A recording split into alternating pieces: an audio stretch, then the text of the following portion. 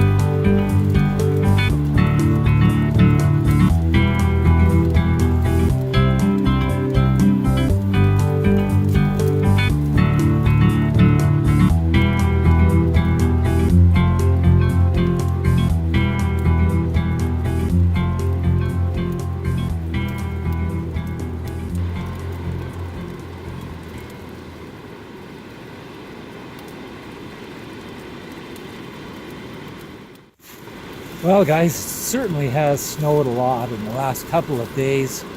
Was it 2 days ago? It started snowing in the late afternoon, and it just carried on through the evening. We were doing some editing and went for a walk about what was that, 1 or 2 a.m. Yeah. The snow was just coming down. It was so beautiful too, and as we had our lights on and the way it was shining, against the black sky, it's just really awesome. Our area here, normally we get about 80 snow days, 80 days of snow per season, and that accumulates to about, and that's, by the way, our 80 days compared to, say, 40 days of snow in Toronto, Ontario. And we're north of Toronto by 3 hours or so, 3-hour drive, 4-hour drive. So, it's about 120 inches of snow we get each year. 120 inches. That's 10 feet. That's a lot. Yeah, it's unreal. But, after the snowfall, after the storm, and, then it all calms out, it just is so pretty on the trees. It's just so beautiful. It's really cool. It is. It's gorgeous. It's like Mother Nature rewards us with this beauty after the storm. And it's lovely. I love it. And I'd like to welcome everyone to our channel. Thank you for joining us for our video. And our channel is all about sharing our adventures, like our walks in the wilderness.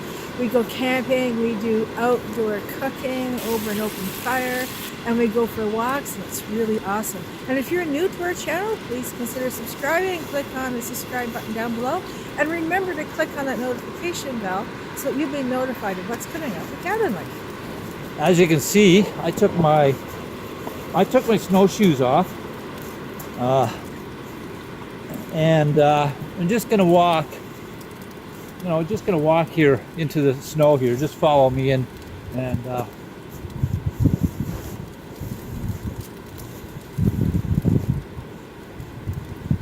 so that's up to there. And I haven't touched the bottom yet, so I'm almost up to my hip here.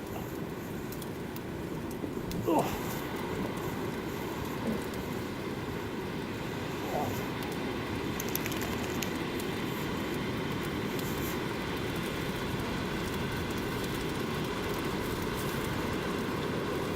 Oh.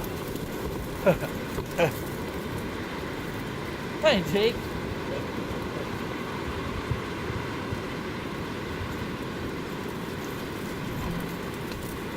Oh, hi, Comfy. Thank you. Oh.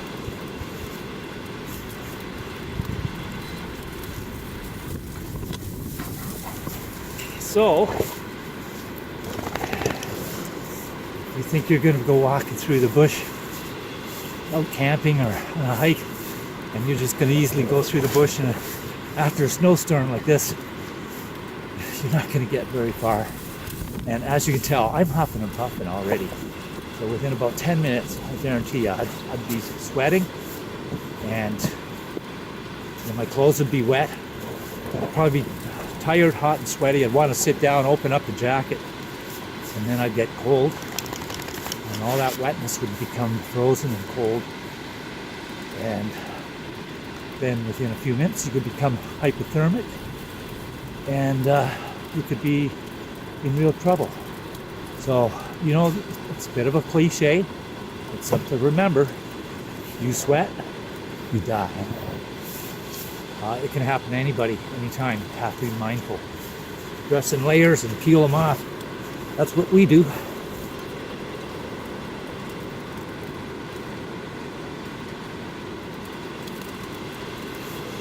So folks, this will just give you an idea of how well snowshoes work. It's so easy to get bogged down in the snow, right up to your hips, as you may have seen before.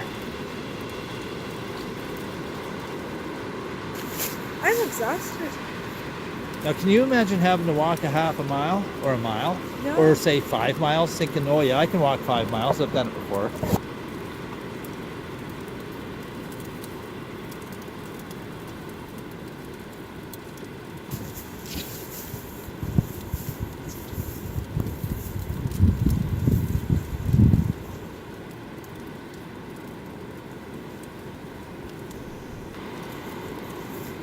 So now, it makes that a lot easier to get wood in the bush, but these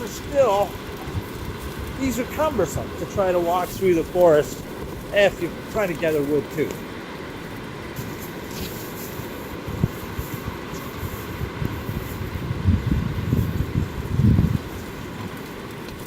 And it's very beautiful, but it's a dangerous beauty, and it's a beautiful danger, however you want to look at it. All right, let's go get a fire going and get some hot chocolate. Sounds like a plan.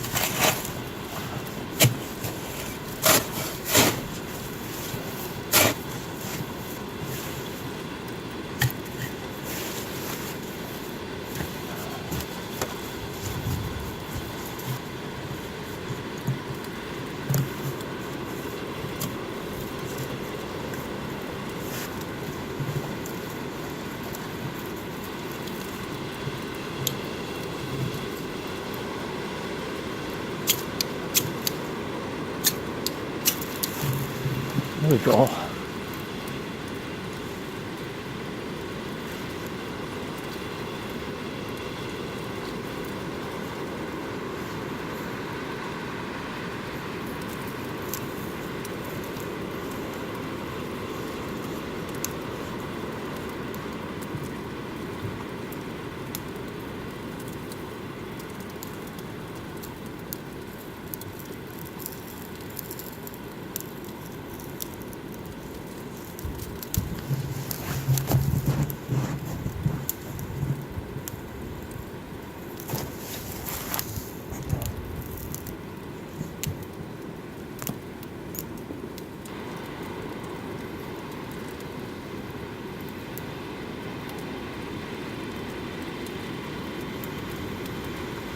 Well, we got our fire going, and let's get right into some hot chocolate. I want some of that nice hot chocolate. And then we've got some beef back ribs to cook, huh? Yep. All right. They've been marinating for a while. So Well, good. Let's do it.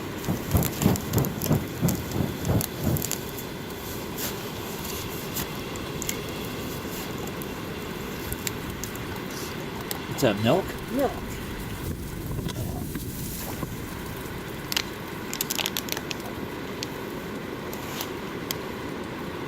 Yeah, there sure is a lot of snow. You can't go walking through the snow the way one might think that you can when you're, if you're in the city and you're walking through a park or something. It's not exactly the same when you're walking through the bush. There's a lot of hazards and there's a lot of drifts. Sometimes the snow can be 10 feet deep. You fall into a hole or something, it's hard to get out. And you get all sweaty and wet, you can be in trouble. Some places in the bush as you walk, that the snow has drifted over top of, rock cliffs and drop-offs and all kinds of hazards down below. And it can be pretty rough. So I remember my mom had told me a story once about my two great uncles, and story of the two brothers that walked from Owen Sound to Barrie, and I don't know, that had to be, what is that, a 60-mile walk or something like that. And I'm not sure why they had to go to Barrie, but this is back in, I think, the early 1900s, and they had to make the trek across country through the wilderness. There were no roads. They didn't have a vehicle, of course, and so hiking across the wilderness to get to Barrie. I believe that one of the brothers had drowned, or else he fell in the water, fell through the creek, through the ice, and got hypothermia perhaps and died. I'm not sure if she said he drowned or that he died from hypothermia, but it was quite a story. Yeah. Gotta be really careful. Well, this is getting hot. This is getting steamy.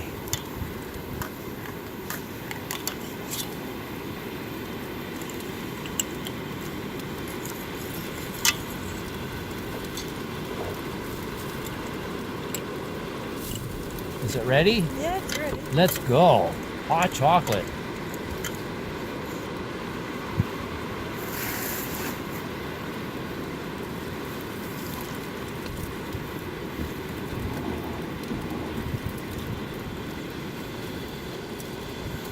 Plenty for seconds. Woo-hoo.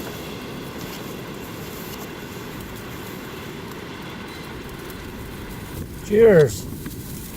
Are you looking? Yeah, got it. Kuska cups. Cheers. Cheers, everybody. To cabin life.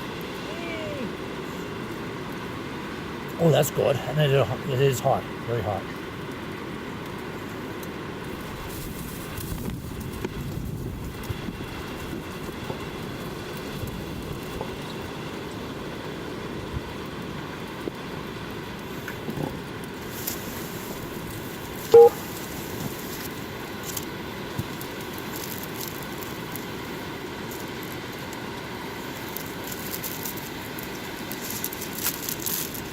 What do you got there? Couple of taters. couple of potatoes and some carrots to cook over the fire. Have some roast potatoes. What's that? What?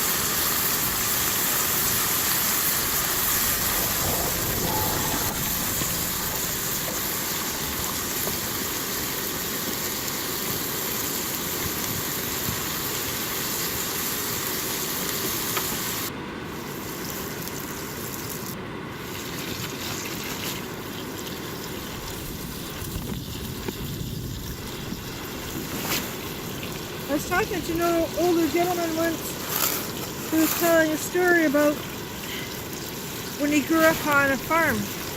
He grew up on a farm on the shores of Georgian Bay. And he was telling us about how in the winter his dad would hook up the horses to the sleigh and they would go across the bay into town. And he said one day they got into town and a snowstorm hit. So they were finished in town, and the father told the family to lie down in the back of the sleigh,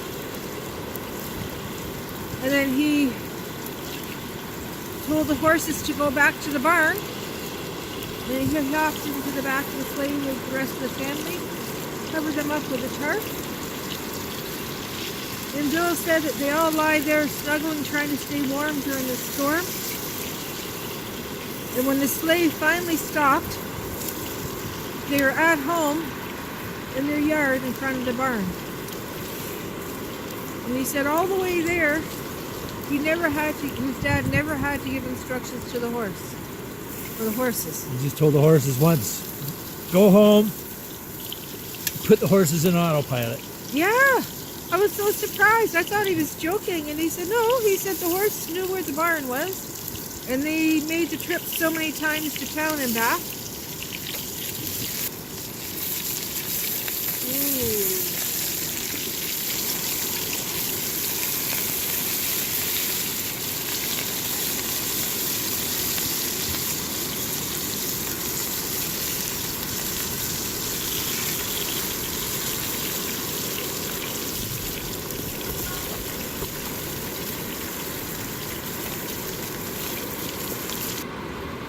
So this is our cabin life TV, having our fire, sitting back and enjoying a nice meal, and that's what cabin life is all about.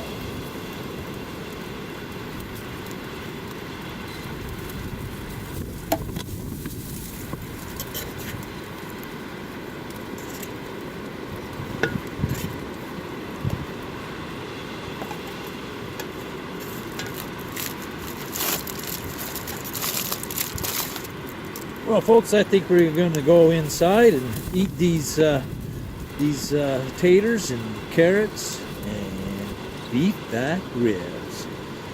So that's it for this edition. I'm Glenn, I'm Maureen. and we shall see you on the next Cabin Life. Over and out.